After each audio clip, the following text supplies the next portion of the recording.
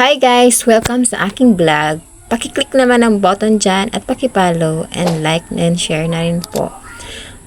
Ngayon is pangatlong araw na nitong rabbit, na baby rabbit na ipapakita ko sa inyo. Wala pa siyang balahibo. Ayan, bukod doon may mga iba pa kaming alaga, yun. Kapatid niya yun. Ito yung baby.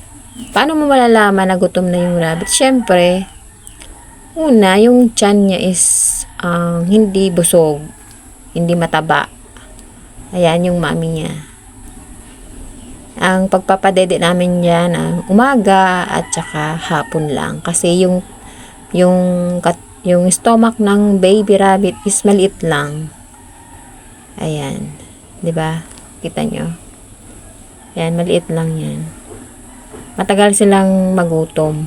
Kaya 2 beses lang sa isang araw. Kailangan natin hawakan yung mami, yung lalong-lalo na ang kanyang tainga kasi malikot yan, at saka takpan din natin yung mata niya para hindi siya mabigla sa ingay.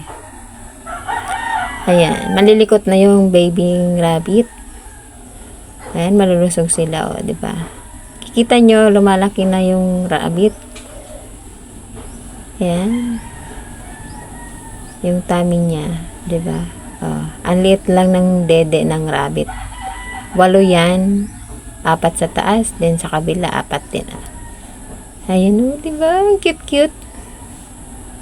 Kaya yung gusto magkaroon ng pet na katulad nitong rabbit, kailangan bigyan natin ng oras ng pagpapadede at pagpapakain sa kanila para matagal silang mabuhay.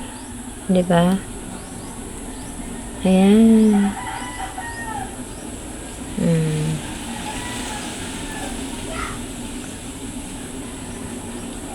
Madali lang manganak ang mga mami rabbit, 1 buwan. Pag once na na sila, 1 buwan, na ulit, buntis sila ng 30 days, then manganak na sila. Ganun lang kabilis. Kaya, ayan. Thank you for watching. Iwalay na natin yung baby niya. Doon tayo, ilalagay natin sa loob. Salamat. Pakisubscribe na lang. Thank you.